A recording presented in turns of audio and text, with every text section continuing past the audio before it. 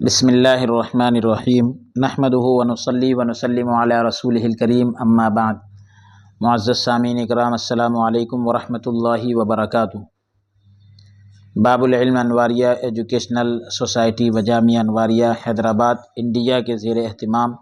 تفسیر مظہری کا سلسلہ وار درس جاری ہے، اور اس میں سورہ بقرہ کی آیت نمبر 64 سے 64 سے ہمارے درس کا آغاز ہے۔ 15واں رکوع شروع ہو رہا ہے۔ اعوذ باللہ من الشیطان الرجیم، بسم اللہ الرحمن الرحیم۔ قل یا اہل الکتاب تعالوا الی کلمۃ سواء بیننا وبینکم الا نعبد الا اللہ ولا نشرک به شیئا ولا يتخذ بعضنا بعضا اربابا من دون اللہ فإن تولوا فقولوا اشہدوا بأننا مسلمون۔ آپ کہیے، یعنی اے میرے نبی آپ کہیے، اے اہل کتاب آؤ اس بات کی طرف جو یکساں ہے ہمارے اور تمہارے درمیان، یعنی ایک جیسا ہے ہمارے اور تمہارے درمیان۔ وہ یہ ہے، یعنی یہ وضاحت کے لیے ذکر کیا، وہ یہ کا لفظ، ہم عبادت نہ کریں سوائے اللہ کے، یعنی اللہ کے سوا کسی کی عبادت نہ کریں، اور نہ شریک ٹھہرائیں اس کے ساتھ کسی چیز کو، اور نہ بنا لے کوئی ہم میں سے کسی کو رب اللہ کے سوا۔ پھر اگر وہ روگردانی کرے یعنی اس بات سے، تو تم کہہ دو کہ گواہ رہنا کہ ہم مسلمان ہیں، یعنی اے اہل کتاب تم گواہ رہنا کہ ہم مسلمان ہیں۔ یہاں خطاب جو ہے یہود و نصارہ دونوں کو ہے، یہود و نصارہ دونوں سے خطاب ہو رہا ہے۔ بغوی نے کہا کہ عرب جو ہے ہر ایسے قصے کی وضاحت، ہر ایسے قصہ جس کی وضاحت کی جاتی ہو اسے کلمہ کہتے ہیں، یعنی ایسے کلمے کی طرف آؤ، مطلب ایسے واقعے کی طرف آؤ۔ اسی وجہ سے قصیدے کو بھی کلمہ کہتے ہیں۔ سواء بیننا، برابر ہے ہمارے تمہارے درمیان، تو سواء جو ہے یہ مصدر ہے اور مستویہ کے معنی میں ہے، اور اس کی مؤنث ذکر نہیں کی جاتی، سواء کا مؤنث نہیں آتا، کیونکہ مصدر کی تانیث، مصدر کا مؤنث جمع اور تثنیہ ذکر نہیں کیا جاتا۔ بیننا و بینکم، یہ جو ہے ظرف ہے جو سواء کے متعلق ہے، یعنی یہ ایسی بات ہے جس میں قرآن، تورات اور انجیل میں کوئی فرق نہیں۔ اللہ نعبد الا اللہ، یعنی ہم اس کے ساتھ کسی انسان، بت، فرشتے اور شیطان کو عبادت میں شریک نہیں کرتے۔ انا یہاں پر جو ہے اللہ نعبدہ، تو ان لا اس طرح سے ہو، انا جو ہے محل رفع میں ہے، کیونکہ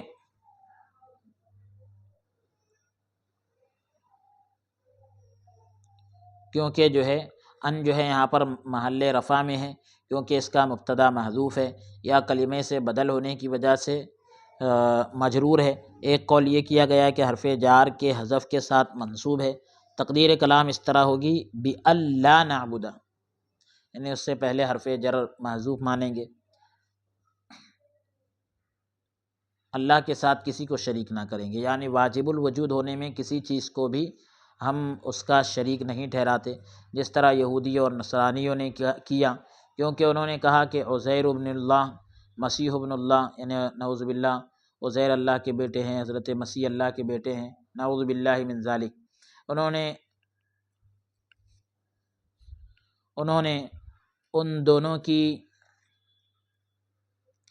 عبادت بھی کی۔ نصارہ نے کہا ثالث ثلاثہ، یعنی تین میں کے ایک ہیں، نعوذ باللہ۔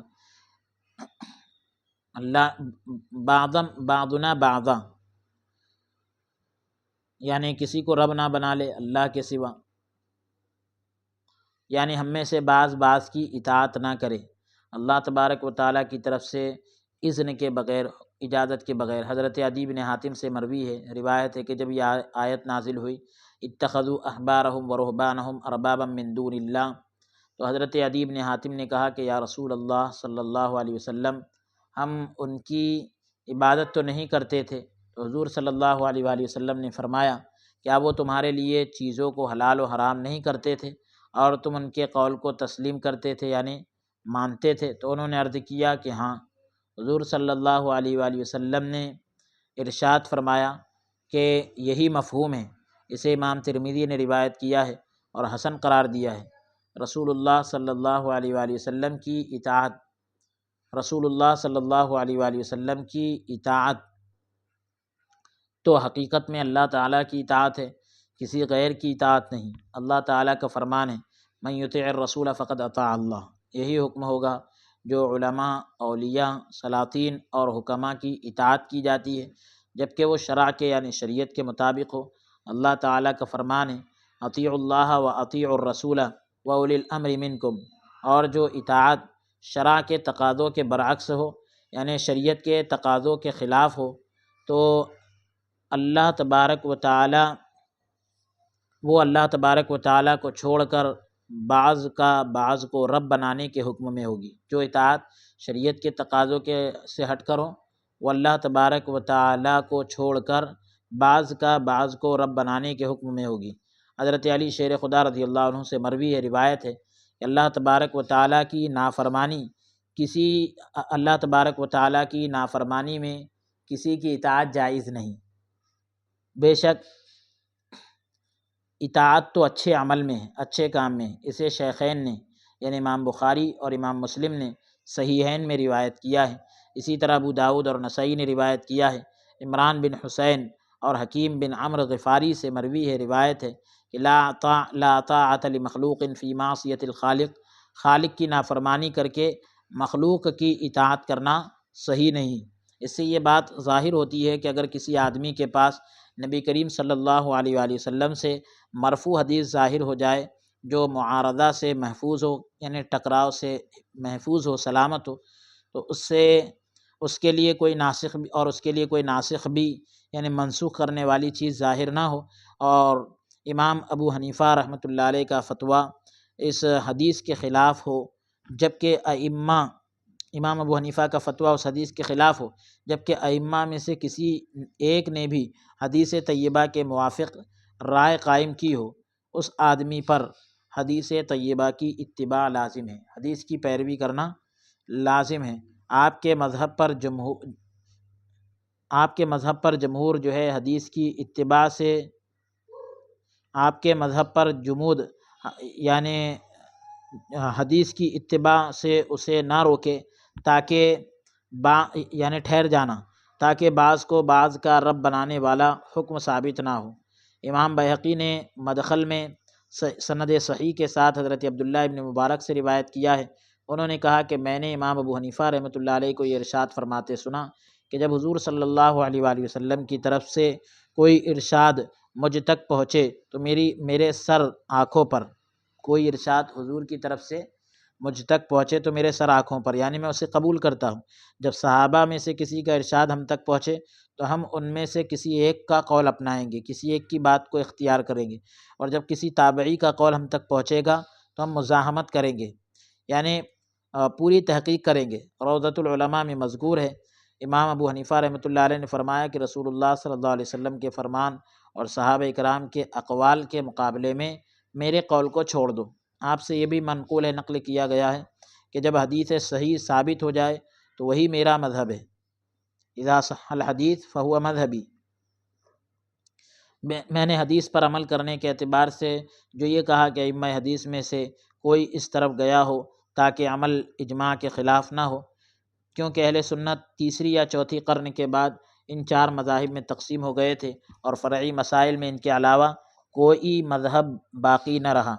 تو پھر وہ قول جو ان سب کے خلاف ہو اس کے باطل ہونے پر اجماع منعقد ہو گیا، یعنی سب اتفاق کرتے ہیں، کیونکہ رسول اللہ صلی اللہ علیہ وآلہ وسلم نے فرمایا میری امت گمراہی پر جمع نہیں ہو سکتی،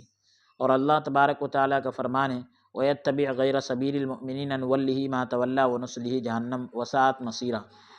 اور جو مومنوں کے راستے کے علاوہ کسی اور راہ پر چلے گا تو ہم اسے پھیر دیتے ہیں جس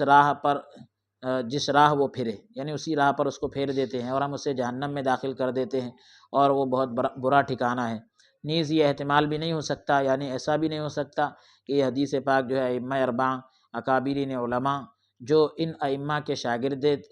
تھے ان سے مخفی رہی، یعنی یہ حدیث ان سے چھپی رہی، انہوں نے اس پر عمل کرنا چھوڑا ہوگا، کہ کوئی اور ایسی حدیث ہوگی جس نے اسے منسوخ کر دیا ہوگا، یا اس میں کوئی تعویل ہوگی، کوئی اور مطلب یعنی لیا جاتا ہو اس کا فائدہ۔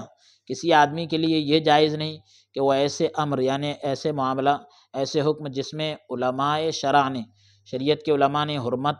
یا کراہت کا فتویٰ دیا ہو، یعنی حرام ہونے یا مکروہ ہونے کا فتویٰ دیا ہو، تو اس میں یہ کہے، یعنی کوئی آدمی اس کے بارے میں یہ کہے کہ مشائخ صوفیہ نے یہ طریقہ اپنایا ہے اور ہم ان کے طریقے پہ عمل کرتے ہیں۔ صحیح بات یہ ہے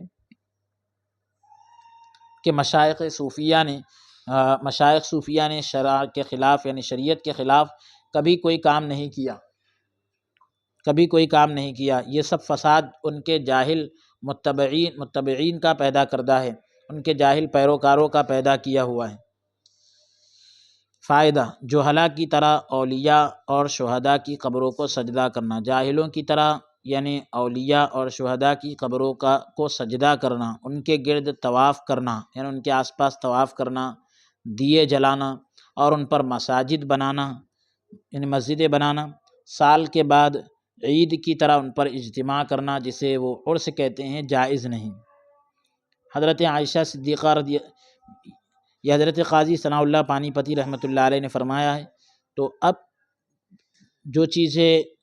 ان کی تحقیق میں جائز تھی آپ نے اس کو جائز کہا، جو چیزیں ناجائز تھی اس کو ناجائز کہا، باقی اور آپ دیگر تفصیل کے لیے دوسری کتابوں کو دیکھ سکتے ہیں۔ حضرت عائشہ صدیقہ رضی اللہ تعالیٰ عنہ اور حضرت عبداللہ ابن عباس رضی اللہ عنہم سے مروی ہے، روایت ہے کہ جب رسول اللہ صلی اللہ علیہ وآلہ وسلم بیمار ہوئے،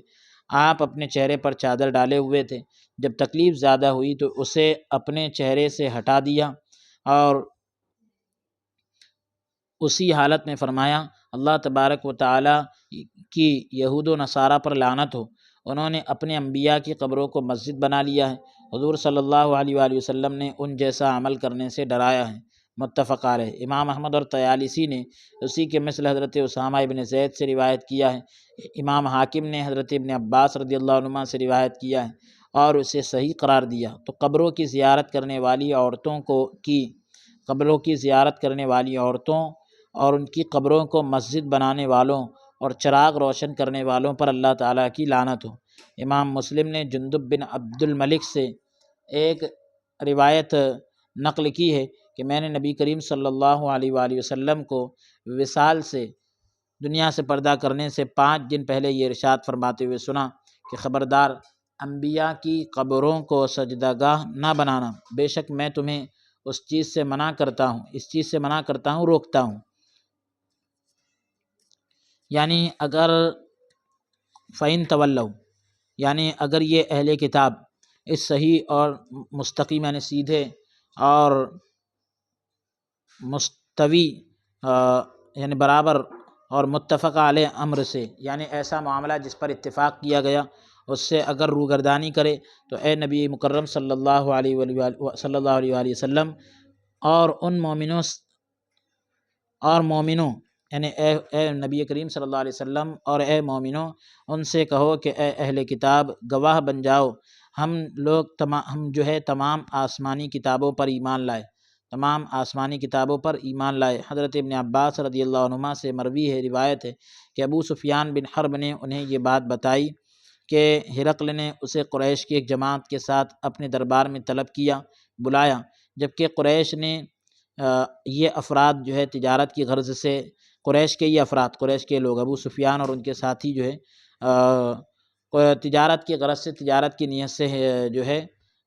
گئے ہوئے تھے، جبکہ یہ وہ زمانہ تھا جس میں رسول اللہ صلی اللہ علیہ وسلم اور کفار مکہ کے درمیان صلح حدیبیہ ہو چکی تھی۔ قریش کے یہ افراد ہرقل کے پاس گئے جبکہ وہ ایلیا میں تھا، اس نے اپنی مجلس میں ان کو طلب کیا، بلایا، جبکہ اس کے ارد گرد یعنی آس پاس جو ہے روم کے سردار موجود تھے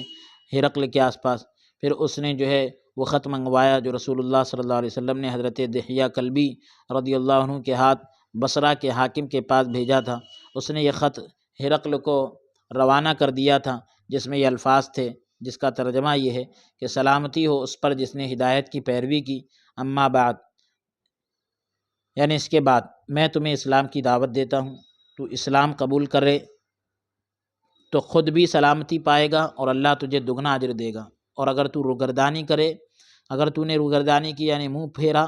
تو بے شک تجھ پر رعایا کا گناہ بھی ہوگا، تیری قوم کا وبال بھی تجھ پر ہوگا۔ اے اللہ، اے اہل کتاب، آؤ ایسے کلمے کی طرف جو ہمارے اور تمہارے درمیان برابر ہے، وہ یہ کہ اللہ تبارک و تعالیٰ کے سوا کسی کی عبادت نہ کریں، اس کے ساتھ کسی کو شریک نہ ٹھہرائیں، اللہ تبارک و تعالیٰ کو چھوڑ کر کسی اور کو اپنا رب نہ بنائیں، اور اگر وہ روگردانی کرے تو تم کہہ دو کہ گواہ رہنا کہ ہم مسلمان ہیں۔ فائدہ: حضور صلی اللہ علیہ وآلہ وسلم کا اس آیت کو نجران کے وفد پر پڑھنا، نجران کے لوگوں کو پڑھ کر سنانا، ہرقل کی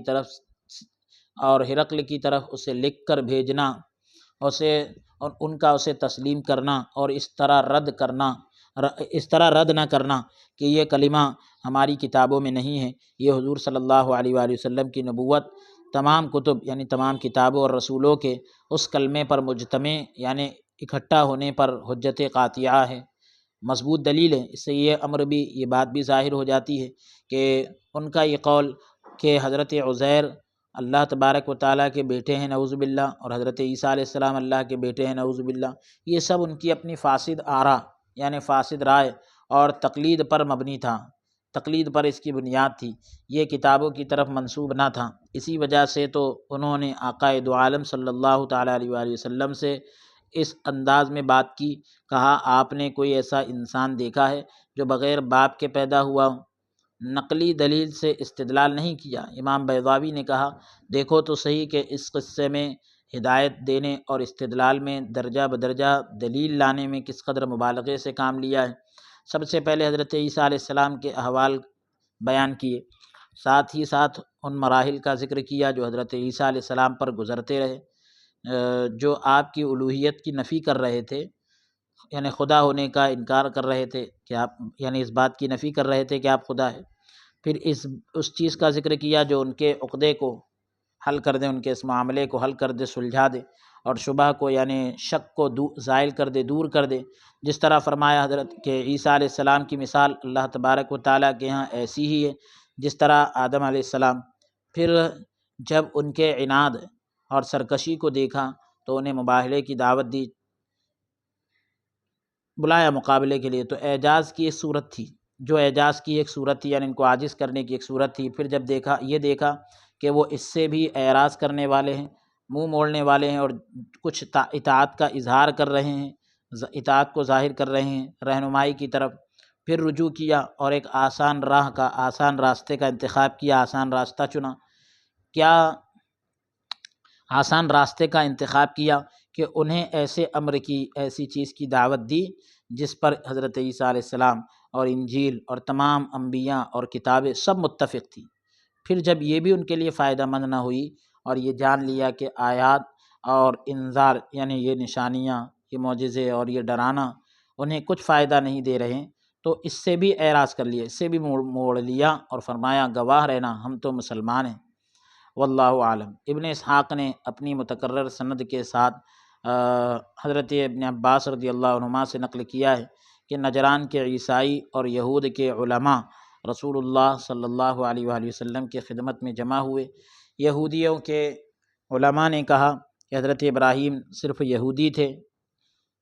نعوذ باللہ، اور نصرانیوں نے کہا کہ آپ صرف نصرانی تھے نعوذ باللہ۔ تو اللہ تبارک و تعالیٰ نے ان کو آیات کو نازل فرمایا، یا اہل الکتاب لم تحاجون فی ابراہیم وما انزلت التوراۃ والانجیل الا من بعدہ افلا تعقلون۔ اے اہل کتاب، کیوں جھگڑتے ہو تم ابراہیم کے بارے میں، حالانکہ نہیں اتاری گئی تورات اور انجیل مگر ان کے بعد؟ کیا تم نہیں سمجھ سکتے، یعنی کیا تم اتنا بھی نہیں سمجھ سکتے کہ تورات اور انجیل جو ہے ان کے بعد اتاری گئی؟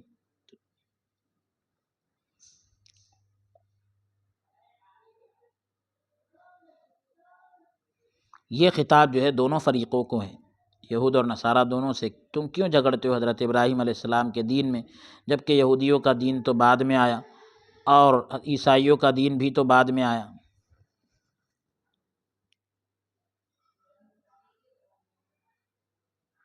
معذرت کے ساتھ ہم نے ترجمے میں جو فرمایا ذکر کیا اس کو پھر سے سن لیں۔ اے اہل کتاب، کیوں جھگڑتے ہو تم ابراہیم کے بارے میں حالانکہ نہیں اتاری گئی تورات اور انجیل مگر ان کے بعد؟ کیا تم اتنا بھی نہیں سمجھ سکتے؟ یعنی ابراہیم علیہ السلام کے بعد تورات اور انجیل نازل ہوئی، تو تم کیوں جھگڑتے ہو ابراہیم علیہ السلام کے دین میں، جبکہ یہودیوں کا دین تو بعد میں آیا اور عیسائیوں کا دین بھی تو بعد میں آیا، کیونکہ حضرت ابراہیم اور حضرت موسیٰ علیہ السلام کے درمیان 1000 سال کا فرق تھا، 1000 سال کا ڈیفرنٹ تھا، اور حضرت موسیٰ اور حضرت عیسیٰ علیہ السلام کے درمیان بھی 1000 کا فاصلہ تھا، 1000 سال کی دوری تھی۔ کیا تم اب بھی اپنے قول کے بطلان کو، اپنے قول کے غلط ہونے کو نہیں سمجھتے؟ شاید وہ یہ دعویٰ کرتے تھے کہ حضرت ابراہیم علیہ السلام بعض اعمال فرعیہ میں، یعنی فروعی اعمال میں تورات یا انجیل کے احکام جیسا عمل کرتے تھے، بلکہ دونوں فریقوں نے، حضرت موسیٰ علیہ السلام کے دونوں گروہوں نے، یعنی یہودی اور نصرانیوں نے حضرت موسیٰ علیہ السلام کے وصال اور حضرت عیسیٰ علیہ السلام کے آسمانوں پر اٹھائے جانے کے بعد اپنی طرف سے گھڑ لیے تھے، اور کتابوں میں جو انہوں نے تحریف کی تھی، تبدیلی کی تھی، یہی حقیقت میں دونوں فریقوں میں، دونوں گروہ میں محل نزاع یعنی جھگڑے کا سبب اور ظاہر بطلان تھا۔ یعنی بالکل کھلی ہوئی غلط بات تھی، کیونکہ اعمال فرعیہ جو ہے، فروعی اعمال زمانہ گزر جانے کے بعد منسوخ ہو جاتے ہیں، مٹ جاتے ہیں۔ جس طرح قانون قدرت سے مقصود، قدرت کے قانون کا مقصد کیا ہوتا ہے؟ مختلف زمانوں کے مصالح ہوتے ہیں، یعنی مصلحتیں، ضرورتیں ہوتی ہیں۔ تو پھر ابراہیم علیہ السلام کا دین یہودیت اور نصرانیت کیسے ہو سکتا ہے؟ یہودی اور نصرانیوں کا دین کیسے ہو سکتا ہے؟ رہا دین کے اصول کا معاملہ یا فروعات میں سے جو منسوخ ہونے کا احتمال نہیں رکھتے،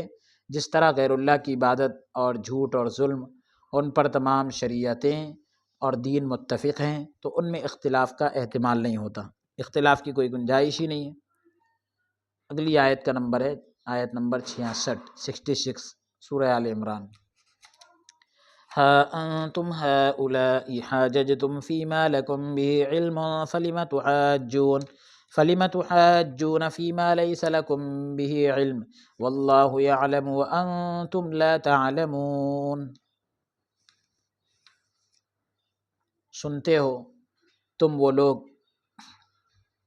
یعنی تم وہ لوگ ہو جو جھگڑتے رہے ہو ان باتوں میں، یعنی اب تک جھگڑتے رہے ہو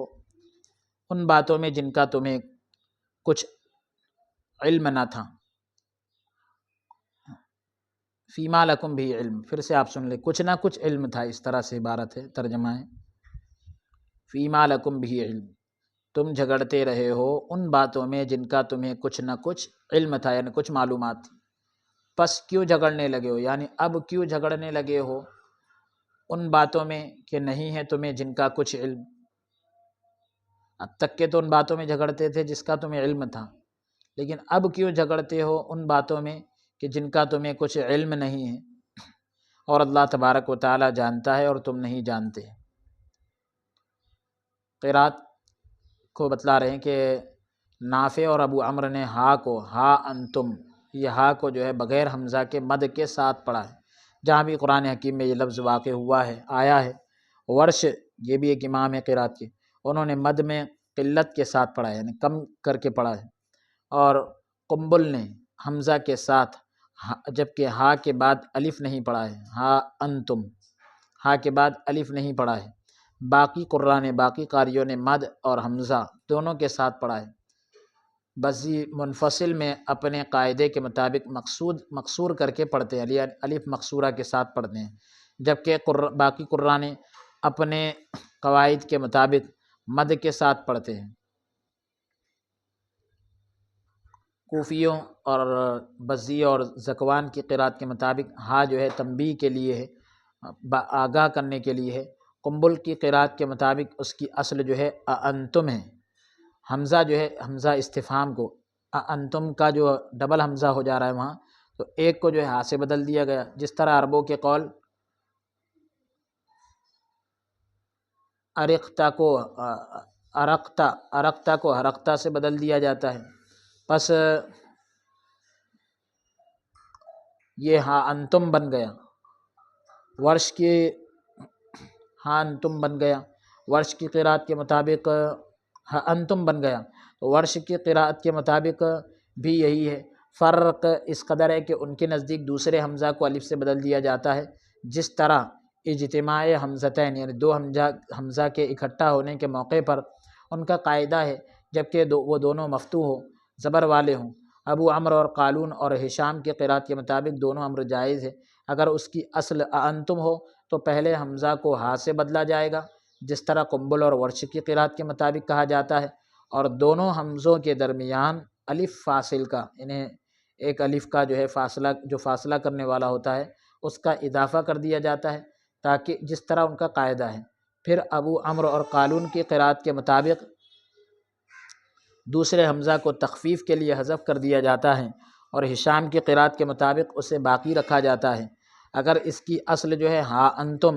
جملہ خبریہ کی بنا پر ہو تو ہشام کی قراءت کے مطابق اس میں کوئی تغیر نہ ہوگا، کوئی تبدیلی نہ ہوگی۔ اور ابو عمرو اور قالون کے نزدیک حمزہ کو تخفیف کے لیے یعنی آسان کرنے کے لیے حذف کر دیا جاتا ہے۔ پھر اس صورت میں کلام یا تو استفہام انکاری کے لیے ہوگی، استفہام انکاری کے لیے، یا انہیں اس حالت پر تنبیہ باخبر کرنے کے لیے ہوگی جس سے وہ غافل ہو چکے تھے۔ اور انتم ضمیر مبتدا ہوگی، انتم ضمیر جو ہے مبتدا ہوگی۔ پھر اس کے بعد کہہ رہے ہیں ہا اولائی، تم وہ لوگ، ہا اولائی مبتدا کی خبر ہوگی، بعد ایک اور جملہ ہوگا، یعنی اس کے بعد ایک اور جملہ ہوگا جو پہلے جملے کی ہی وضاحت کرے گا۔ یہ بھی جائز ہے کہ ہا اولائی جو ہے یہ منادا ہو اور جس کا حرف ندا حذف ہو، یعنی اس سے آواز لگائی جا رہی ہو اور اس کا جو آواز لگانے والا صیغہ حرف ہے وہ حذف کر دیا گیا ہو، اور آنے والا جملہ انتم کی خبر ہو۔ تقدیر کلام یوں ہو، تقدیری عبارت اس طرح ہوگی یا ہا اولائی انتم یا ہا انتم حاججتم، یعنی تم نے جھگڑا کیا۔ ایک قول یہ کیا گیا، ایک بات یہ بھی کہی گئی کہ ہا اولائی اور الذی کے ہا اولائی جو ہے وہ الذی کے معنی میں ہے، اور اس کا ما بعد اس کا صلہ ہے، یعنی اس کے بعد والا حصہ اس کا صلہ ہے، اور صلہ موصولہ انتم کی خبر ہے، صلہ موصولہ انتم کی خبر ہے۔ کوفہ کے نحویوں نے کہا کہ یہ بھی جائز ہے کہ اسم اشارہ کو اسم موصول کی جگہ رکھا جائے۔ کلام یوں ہوگا انتم الذی یا ہا انتم الذی جادلتم، تم وہ لوگ ہو جنہوں نے جھگڑا کیا، فیما لکم بھی علم، جس کا تمہیں کچھ نہ کچھ علم تھا، یعنی حضرت عیسیٰ علیہ السلام اور حضرت موسیٰ علیہ السلام اور حضرت عیسیٰ علیہ السلام کے متعلق یعنی ان کے بارے میں تمہارے پاس علم ہو، اور تم نے دعویٰ کیا کہ تم ان کے دین پر ہو،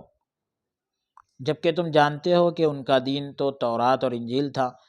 اور اگرچہ تم نے خلط ملط کر دیا ہے، سب کچھ ملاوٹ کر دی ہے۔ بعض ان چیزوں کو یعنی کچھ ایسی چیزیں ہیں جو تورات اور انجیل میں حضور صلی اللہ علیہ وآلہ وسلم کی نعت یعنی تعریف وغیرہ تھی، اور جو یہ خبر تھی کہ حضرت موسیٰ اور حضرت عیسیٰ علیہ السلام کے دین کو حضور صلی اللہ علیہ وآلہ وسلم کے دین کے ساتھ منسوخ کر دیا جائے، مٹا دیا جائے۔ جو نبی امی ہیں جنہیں آخری زمانے میں مبعوث کیا جائے گا، بھیجا جائے گا،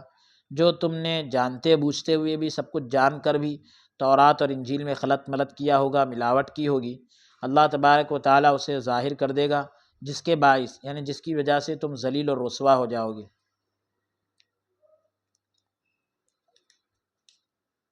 اے بے وقوفو، تو اب یعنی کیوں جھگڑنے لگے ہو، فلم تحاجون، یعنی اے بے وقوفو جو اپنے قول کے باطل ہونے سے غافل ہو، تو یعنی بے خبر ہو تو تم کیوں جھگڑتے ہو۔ یہاں بھی سے مراد لیس لکم بھی علم، تو بھی سے مراد حضرت ابراہیم علیہ السلام کا دین ہے اور آپ کی شریعت ہے، کیونکہ تورات اور انجیل میں ان کے دین اور شریعت کا کوئی ذکر نہیں کیا گیا تھا، جبکہ وہ تم سے کئی ہزار سال پہلے تھے، اور اللہ تبارک و تعالیٰ جانتا ہے اور تم نہیں جانتے، یعنی اللہ تبارک و تعالیٰ نے ہر نبی پر جو احکام نازل فرمائے ہیں وہ انہیں خوب جانتا ہے اور تم نہیں جانتے، مگر وہی جو اس نے تمہیں کتاب میں سے تعلیم دی ہے، سکھایا ہے، بلکہ تم تو مطلقاً یعنی بالکل کچھ جانتے ہی نہیں۔ جب تم نے اسے چھوڑ دیا جو اللہ تبارک و تعالیٰ نے تم پر نازل فرمایا، اور اللہ تبارک و تعالیٰ کی کتاب کو پس پشت ڈال دیا، پیچھے ڈال دیا، یہاں تک کہ تم حضور صلی اللہ علیہ وآلہ وسلم پر بھی ایمان نہیں لائے، جبکہ اللہ تبارک و تعالیٰ نے تم سے پختہ وعدہ لیا تھا، مضبوط وعدہ لیا تھا۔ تو بطریق اولا یعنی بدرجہ اولا تم اس مخاصمت یعنی جھگڑے میں ذلیل اور رسوا ہو گئے، کیونکہ جاہل کو زیبا نہیں، اس جاہل کے لیے یہ درست نہیں کہ وہ عالم سے جھگڑا کرے، اس کے یہ شان کے لائق نہیں۔ اس میں اس بات پر آگاہی ہے، یہ خبر دی جا رہی ہے کہ رسول اللہ صلی اللہ علیہ وسلم کا بحث کرنا صحیح تھا، کیونکہ آپ اللہ تبارک و تعالیٰ کی تعلیم سے عالم تھے، یعنی جانتے تھے۔ پھر اللہ تعالیٰ نے حضرت ابراہیم علیہ السلام کے دین کی وضاحت کی۔ اگلی آیت کا نمبر ہے 67۔ ما كان ابراہیم یہودیا ولا نصرانیا ولكن كان حنیفا مسلما وما كان من المشرکین۔ نہ تھے ابراہیم علیہ السلام یہودی اور نہ نصرانی، بلکہ وہ ہر گمراہی سے الگ رہنے والے مسلمان تھے، اور نہ ہی وہ شرک کرنے والوں میں سے تھے، یعنی حضرت ابراہیم علیہ السلام کا دین بہت سارے معاملات میں حضرت موسیٰ علیہ السلام اور حضرت عیسیٰ علیہ السلام کے دین کے موافق نہ تھا، اس کے جیسا نہ تھا۔ حنیفا مسلمہ، تو حنیف سے مراد غلط عقائد سے اعراض کرنے والا، غلط عقائد سے منہ موڑنے والا، یعنی ابراہیم علیہ السلام غلط عقیدوں سے منہ موڑنے والے تھے۔ ایک قول یہ کیا گیا ہے، ایک بات یہ بھی کہی گئی کہ حنیف سے مراد وہ ہوتا ہے جو موحد ہو، اللہ کو ایک جاننے والا ہو، اللہ کے ایک ہونے کا اقرار کرنے والا ہو، قربانی دے، ختنہ کرائے، اور کعبہ معظمہ کی تعریف اور کعبہ معظمہ کی طرف منہ کرے، رخ کرے، جبکہ یہود و نصارہ میں یہ چیزیں نہ تھیں۔ مسلمہ یعنی اللہ تبارک و تعالیٰ کے حکم کی اتباع کرنے والے، نہ کہ اپنی خواہشات کی پیروی کرنے والے، جبکہ تم اللہ تبارک و تعالیٰ کے حکم کی اطاعت نہیں کرتے، کیونکہ تم نبی امی پر ایمان نہیں لاتے، جس کا ذکر تم تورات اور انجیل میں لکھا ہوا پاتے ہو، اور تم ثالث ثلاثہ یعنی تین میں کے ایک کہہ کر اللہ تبارک و تعالیٰ کے ساتھ شرک کرتے ہو۔ حضرت عیسیٰ علیہ السلام کے تعلق سے تم ایسا کہہ کر جو ہے شرک کرتے ہو، اور تم کہتے ہو کہ عزیر ابن اللہ اور مسیح ابن اللہ، یعنی حضرت عزیر اللہ کے بیٹے ہیں اور حضرت مسیح اللہ کے بیٹے ہیں، نعوذ باللہ۔ تو پھر تم کس طرح دعویٰ کرتے ہو کہ تم حضرت ابراہیم علیہ السلام کے دین اور ملت پر ہو؟ تم کہتے ہو غلط جو عقیدہ رکھتے ہو، اور پھر کہتے ہو کہ حضرت ابراہیم علیہ السلام کے دین اور ملت پر ہو۔ اللہ تبارک و تعالیٰ نے خود فرما دیا وما کان من المشرکین، ابراہیم علیہ السلام شرک کرنے والوں میں سے نہیں تھے، یعنی ابراہیم علیہ السلام مشرک نہیں تھے، بلکہ آپ تو موحدین میں سے تھے، اللہ کی وحدانیت کا اقرار کرنے والوں میں سے تھے، اللہ کے ایک ہونے کا اقرار کرنے والوں میں سے تھے۔ تو یہ آیت نمبر 67 تک یعنی 67 تک ہم تلاوت کر چکے ہیں۔ اگلی نشست میں انشاءاللہ تعالیٰ اس کے بعد سے ہم تلاوت کریں گے۔ آج کے اس سلسلہ درس کو ہم یہیں پر موقوف کرتے ہیں۔ اللہ عز و جل کی بارگاہ میں ہم درخواست اور دعا کرتے ہیں کہ رب تبارک و تعالیٰ ہمیں قرآن کریم کے احکام کو سمجھ کر پڑھنے اور اس پر عمل کرنے کی توفیق عطا فرمائیں۔ دوران درس اگر ہم سے کوئی لغزش یا کوتاہی ہوئی تو اللہ رب العالمین اپنے فضل سے معاف عطا فرمائے۔ استغفر اللہ ربی من کل ذنب واتوب الیہ، وصلی اللہ تعالی وسلم علی خیر خلقہ سیدنا و نبینا محمد وعلی آلہ واصحابہ وازواجہ وذریاتہ وآل بیتہ اجمعین برحمتک یا ارحم الراحمین، والحمد للہ رب العالمین۔